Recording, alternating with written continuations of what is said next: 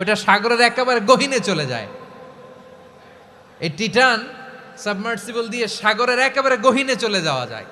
তো ওইটার ভিতরে ঢুকে যদি আপনি আটলান্টিকের তলায় চলে যান, তাইলেই তো আল্লাহরে ফাঁকি দিতে পারবেন, আর তো আল্লাহ দেখতে পারবে না।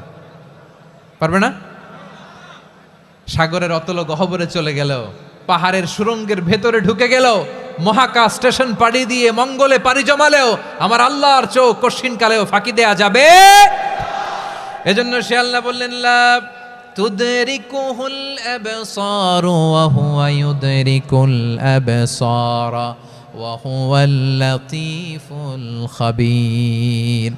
আমার আল্লাহ দৃষ্টির আয়ত্তে নন, কিন্তু দুনিয়ার সব দৃষ্টি আমার আল্লাহর আয়ত্তে, ঠিক কিনা?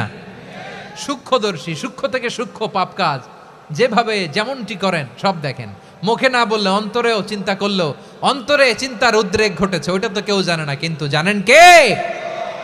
এভাবে যিনি সূক্ষ্মভাবে মনিটর করেন, ওভারসি করেন, অবজারভেশন করেন, তার নাম হচ্ছে আল মুহাইমিন, পর্যবেক্ষক। আসুন আমাদের রবকে চিনি। বারুয়াখালীর ভাইরা চিনতেছেন? কার সামনে কপাল ঘষে সেজদা দেন তারে চিনে নেন।